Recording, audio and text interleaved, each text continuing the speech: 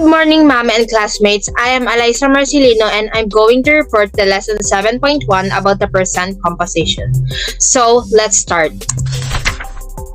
You can see on your screen the unit 7 that we will report, where the 3 topics are contained under this unit, whose reporters are me, Aliaza Marcelino at Unit 7.1, Megan Militante at Unit 7.2, and Casey Lino at Unit 7.3. But before we start, I remind everyone that at the end of the lesson, we should be able to learn and to do the following.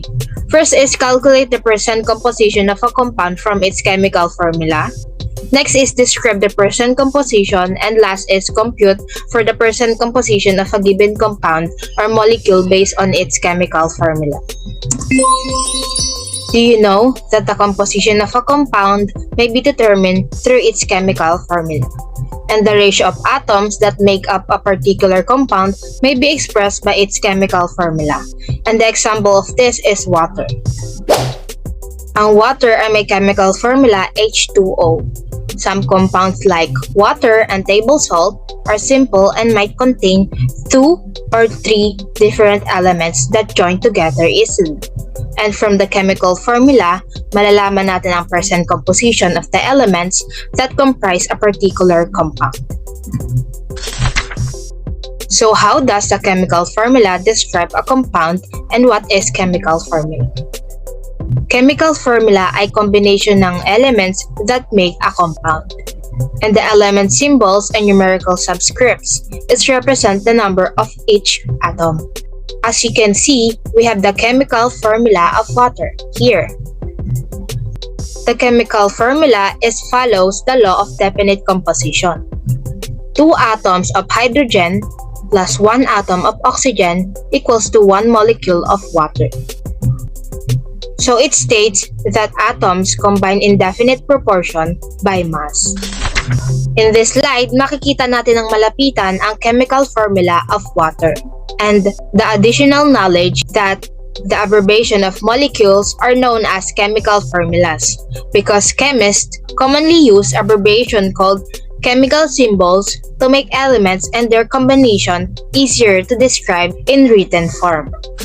How is the percent composition of a compound determined? It is the composition of compound based on the percentage of the elements that comprised it. This refers to the ratio of the mass of an element and the mass of the compound multiplied by 100. It can be represented as the percent by mass of each element in a compound. So, how is the percent composition of a compound determined? Each element is a part of a compound's mass. Chemists said we can determine the composition of a compound based on the percentage of the elements that comprised it. This composition may be expressed through percent composition or the ratio of the mass of an element and the mass of the compound multiplied by 100. Simply put, then, the percent composition is the percent by mass of each element in a compound. Para mas maintindihan natin ito ay gagawin natin maya-maya lamang. So, let's look at the picture. The picture is showing the nutritional information provided on the product label. It indicates the composition of the product based on the mass percent of each nutrient it contains, like this. Calculating percent composition from experimental data. So before calculating the percent composition, the mass of the element as well as the compound must be determined first, because calculation of the percent composition is necessary for the chemical analysis of a specific compound. Next is compounds that are prepared and synthesized in a laboratory have definite mass proportion. Kaya when the mass of an element in a sample of compound is given, its mass percent composition may be computed. You can do this by using the equation of percent composition from experimental data, just like what you see on your screens, which is the percent composition is equals to mass of an element divided by the mass of the compound times 100. Tandaan natin na the mass of the element as well as the compound must be determined first, and the mass of the compound is based on experimental data. So let's practice example number 1. What is the mass percent of N if 64 gram of N are present in 12.0 gram of N2O or laughing gas, which is used as an anesthetic for surgery and in dentistry. And N2O means nitrous oxide, commonly known as laughing gas. In solving this equation, we have 4 steps, and the first step is identify the given. And the given is the mass of N is 7.64 gram, while the mass of the compound is 12.0 gram of N2O. Step 2. Identify what is asked in the problem. So the problem asks to compute the percent composition of N in N2O. Step 3. Write the working equation, which is the percent composition is equals to mass of an element divided by the mass of the compound times 100. And the last step is step 4. Substitute the values and solve for the percent composition of N, which is the percent composition of N is equals to 7.64 gram divided by 12.0 gram times 100 is equals to 63.7%. So, paano nga ba nakuha ang sagot na ito? Here's the detailed solving of the equation. First is i-divide muna ang given, which is 7.64 grams divided 12.0 gram. Huwag kakalimutan ang units, and kapag nakuha ng sagot, i-times ito sa 100. Then here's the answer, pero di pa dito nagtatapos dahil kailangan muna itong i-round off. So the round off of our answer is 63.7. Therefore, the percent composition of N in N2O is 63.7%. That's the easy level example. So now let's solve the medium level equation. Example number 2. A newly synthesized compound contains elements Zn and O. When a 20.00 gram sample of the compound is decomposed, 17.03 grams of zinc remains. Determine the percent composition of this compound. So step 1, let's first identify the given. And the given is the mass of the compound is 20.00 gram, while the mass of Zn is 17.03 gram. Step 2.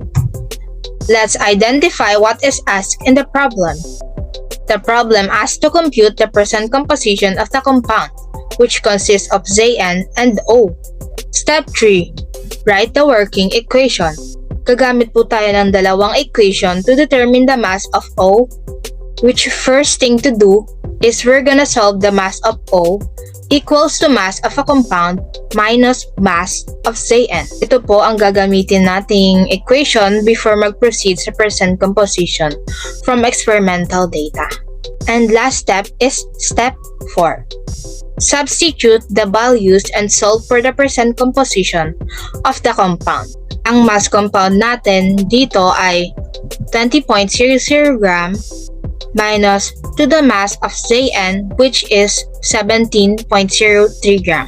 And the answer is 2.97 grams. Don't forget to put the units. Next naman natin isosolve ay yung percent composition ng dalawa, which is the percent composition of Zn and O.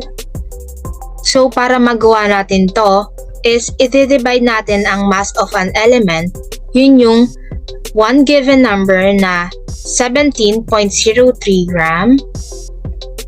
Ilalagay natin dito sa gilid ng Zn, and yung sagot sa mass of O, which is 2.97 gram, ay ilalagay din natin sa gilid ng percent composition of O, and divide it to the mass of the compound na kung saan ang mass of the compound natin ay 20.00 gram. Substitute it para maging denominator. Like this. So pagkatapos i-substitute, don't forget to times to 100 and solve it. So here's the answer of the 2% composition. So let's compute if tama yung nasa slides. So here's the detailed solving of the equation. First, divide them. Dapat hindi yung magpapalit yung mga given numbers kasi mag-iiba siya ng sagot. if uunahin yung i-divide yung 20.00 gram sa 17.03 gram, iba ang magiging sagot, so mamamali kayo. Anyways, next is multiply natin ito sa 100. So the answer is 85.15%. So parehas sila ng sagot. Next naman ay percent composition of O. First, divide them, and when it's done, multiply the answer to 100. So the final answer is 14.85%. So tama nga ang mga nasa slides. Therefore, the percent composition of the elements in the compound is 85.15% for Zn and 14.85% for O. So nakuha natin ang mga percent composition nila, and that's the end. But let's move to the hard level. Example 3. In a compound containing Si and O, 3.25 grams of the compound contains 1.24 grams of Si, and the remainder is O. In another sample of a compound Si and O, 2.45 grams of the compound contains 1.62 grams of Si, and the rest is O. Calculate the percent composition of each compound. Are two samples the same compound? So step 1, let's identify the given. And the given is the mass of the first compound is 3.25 grams and it contains 1.25 grams of Si. the mass of the second compound is 2.45 grams. it contains 1.62 grams of Si. Step 2, let's identify what is asked in the problem. And the problem asks to compute the percent composition of each sample and determine whether the samples are the same compound. Step 3, write the working equation. To determine the mass of O and compute its percent composition, subtract the mass of Si from the mass of the compound. So, gagamit po ulit tayo ng dalawang equation to determine the mass of O, which first thing to do is we're gonna solve the mass of compound, subtract to mass of Si. Ito ang una natin gagamiting equation. So, step 4, substitute the values and solve for the percent composition of the compound. Here's the sample 1 and sample 2. And to speed up my explanation, isa-substitute natin ang mga given numbers. Ang mass of compound natin ay 3.25 grams and 2.45 grams. So we're gonna subtract them in their mass of SI, or the International System of Units, which is nakalagay na sa given natin. Yun ay ang 1.25 grams at 1.62 grams. So after ma-substitute, subtract them and put the final answer. Kapag nakuha na ang sagot, we're gonna proceed to the percent composition of Si and O. So here, as you can see, our first mass of an element in percent of Si is our mass of Si din kanina. Substitute the 1.25 grams here sa gilid ng Si para sila ay maging numerator. And the next is isa-substitute ay ang mass of the compound kanina. Yun ay 3.25 grams at 2.45 grams. I-substitute siya in each element. Here, yung 2.45 grams. At here naman, yung 3.25 grams. Para maging denominator sila. Pansinin na ang denominator of each sample ay the same because the problem asks to compute the percent composition of each sample and determine whether the sample are same compound. Para mas maintindihan natin kung paano na-solve ito, here's the detailed solving of the equation. First, divide them and multiply by 100.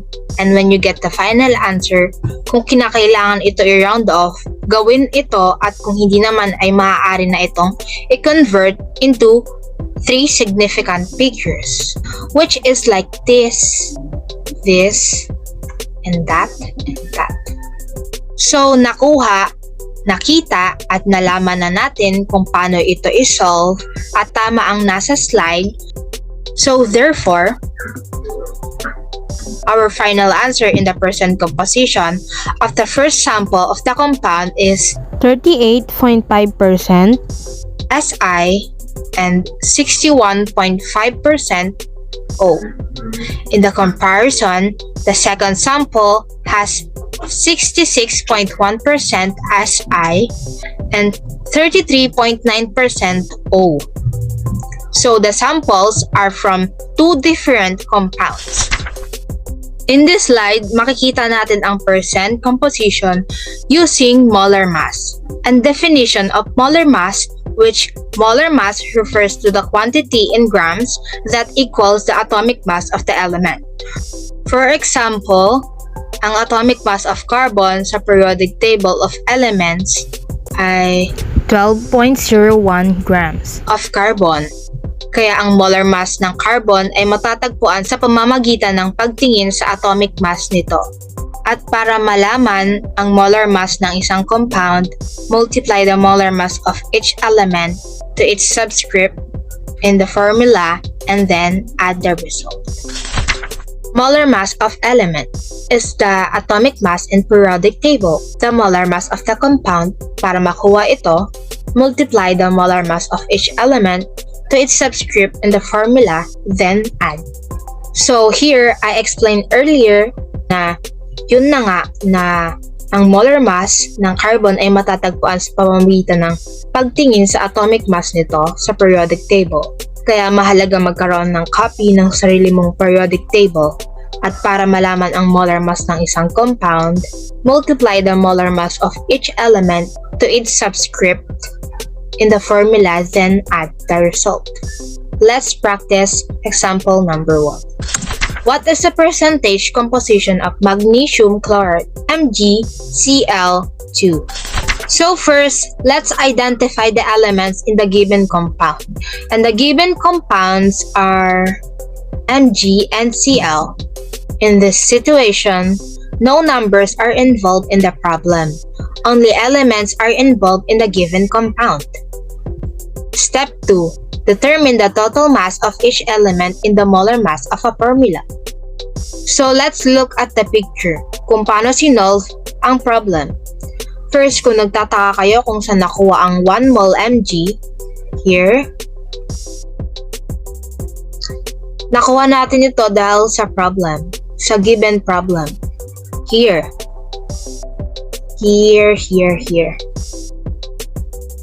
and here, which is MgCl2, yung problem kanina. So, mapapansin nyo na walang nakalagay na number sa itaas ng Mg, so it means na isa lang siya or 1 mol. Right? And yung 2 mol Cl, kaya 2 ang nakalagay sa mole niya dahil nakalagay na siya sa gilid nito. Yung ito, MgCl2. While yung Mg walang nakalagay, kaya automatic 1 mole na siya. So here, 1 mol Mg multiply to 24.31 grams Mg divided by 1 mol Mg equals to 24.31 grams Mg. Makukuha ang numerator like 24.31 grams Mg and 35.45 grams Cl sa pagtingin sa periodic table of elements. Sa right upper side, makukuha ang numerator like 24.31 grams Mg at 35.45 grams Cl sa pagtingin sa periodic table of elements. Sa right upper side, and it is called atomic weight, katulad nito. At kung kinakailangan i-round off ang atomic weight, like this, 24.30 naging 24.31, ay gawin ito. Pero kung hindi naman kailangan, like this, 35.45, ganun pa rin siya. That's our numerator. Diyan nanggaling ang mga numerator natin in this equation. And syempre, don't forget to put the units. Katulad ng mga nakikita nyo sa aking slide, bawat numbers ay may unit at hindi nawawala ang mg or element. And the denominator, which is 1 mole mg and 1 mole Cl, is dapat always 1 or always 1 mole. And nasa gilid nila ang name of their elements, like mg, like this, 1 mole mg. Yan ang mga denominator natin in this equation. So back to our solving, kapag nakuha na natin ang final answer nilang dalawa, malalaman na natin ang mass of their 1 mole by adding the final answer, like this. So here's our 1 mole mg, and sa kabila naman yung sagot sa 2 mole Cl. Ipag-a-add lang natin sila, and when we get the final answer, therefore the mass of 1 mole of MgCl2 is 95.21 grams. And para mas malinaw ninyong maintindihan, here's the detailed solving of the equation. First, multiply them and divide. And when you get the final answer of 2, get the mass of 1 mole of their element by adding its final answer. So dito I make the detailed solving and kung saan ko sila nakuha, para hindi kayo malito at hindi na kayo magtanong kung saan ko kinuha ang mga numerator and denominators. So step 3, write the working equation. Since ang hinahanap dito ay percent composition, that's why medyo same working equation pa din po ang ginagamit natin, which is percent composition equals to mass of each element divide by molar mass of compound multiply by 100. And last step is substitute the values and solve for the percent composition of the compound. Let's look at the solution.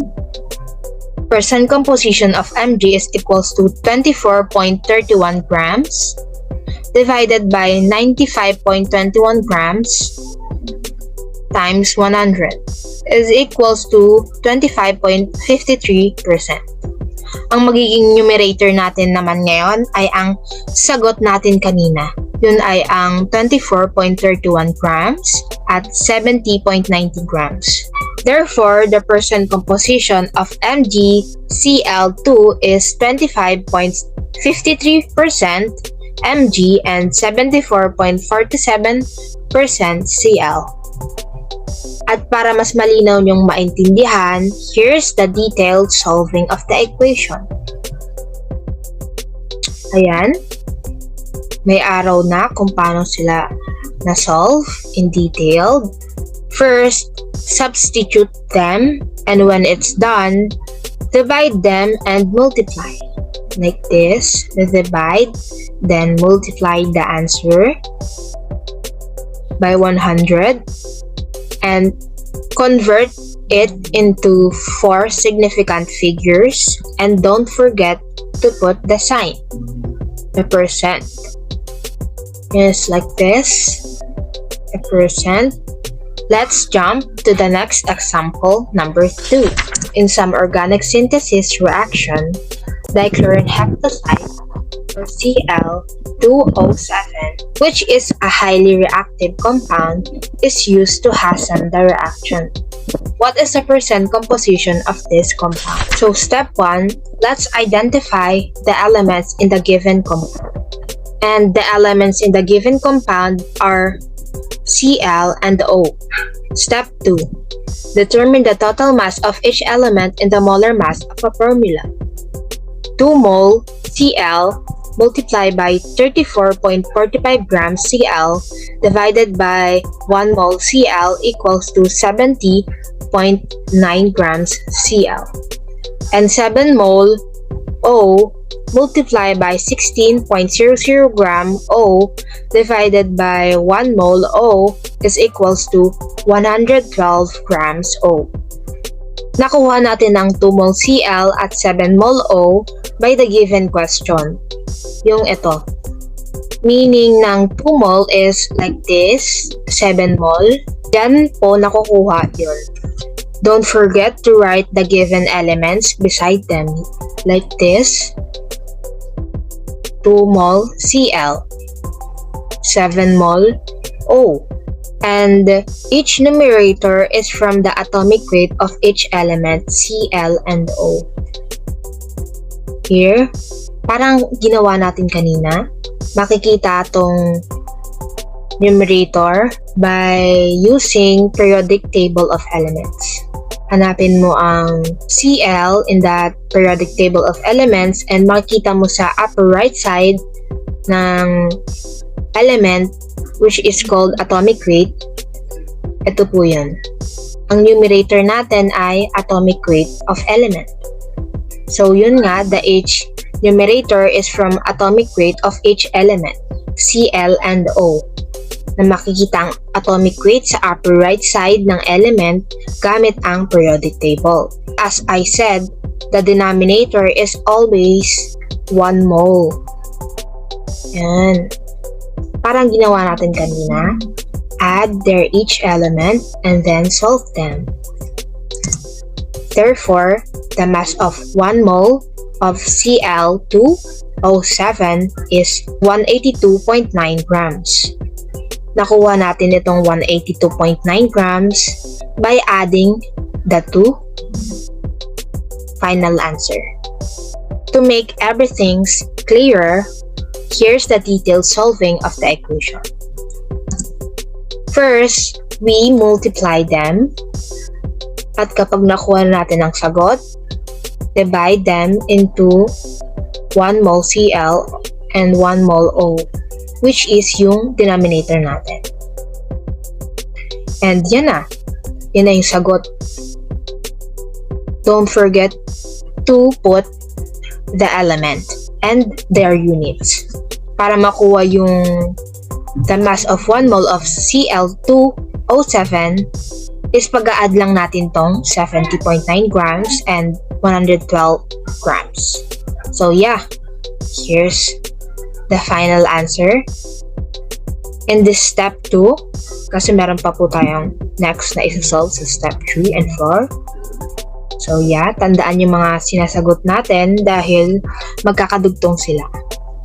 So let's jump to step 3. Write the working equation. Here's again the percent composition equals to mass of each element divided by molar mass of compound multiplied by 100. So step 4, substitute the values and solve for percent composition of the compound. So, paano nga ba sila sinasubstitute? We're looking for the percent composition of Cl and O. Let's first get the numerator by putting our answer earlier, the 70.9 and 112. Here, wala na tayong unit or element. But in our final answer, kailangan natin yun. So, solving lang naman to. Ang mahalaga dito is yung our final answer. Kailangan kompleto ang unit, element, and their decimal, round off, or whatever. So, here's the numerator, yung sagot natin kanina, 70.9 and 112. And the denominator is from the final answer of the mass of 1 mole of Cl2O7, which is the 182.9. Substitute them para maging denominator sila. Then, multiply them by 100, just like in the picture. Here, pagtapos na i-substitute, pwede na itong i-solve at makukuha na natin ang two final answer of percent composition of Cl and O. So, therefore, the percent composition of Cl2O7 is 38.76% Cl and 61.24% O. To make everything clearer, Here's the detailed solving of the equation. First, divide them here. And when you get the answer, multiply them by 100. Check the answer if it can be rounded off or not. So, hindi naman siya kailangan i-round off dahil mas mataas yung 6 sa 4. So, that's the answer, 38.76%. They are the same as like this in the picture. So, tama yung nasa slide. And here, divide, times, and kung kinakailangan i-round off, i-round off natin. So, mas malaki yung nasa right side, which is yung 5. So, nadagdagan ng isa yung 61.23, naging 61.24. So, yeah, ni-round off natin. So, they are the same. So, tama nga ang mga nasa slides. And sa pagtatapos ng ating mga equation at pagsasolve, meron tayong isang question na kailangan sagutin. Here's the question. Why is it important to calculate the percent composition of a compound? It is important to calculate the percent composition of a compound because it helps us to determine the structure of an unknown compound or to help prove the structure of a synthesized compound. In this slide, here's the summary of what we studied today. You can screenshot and read it by yourself. In this slide 2, makikita natin ang summary of key formulas na nagamit natin in every equation. As you can see, there are 2 formula of percent composition and their description. You can read it by yourself and study to understand its content. Thank you for listening, everyone. Hope you learn many things and remember the calculations with it.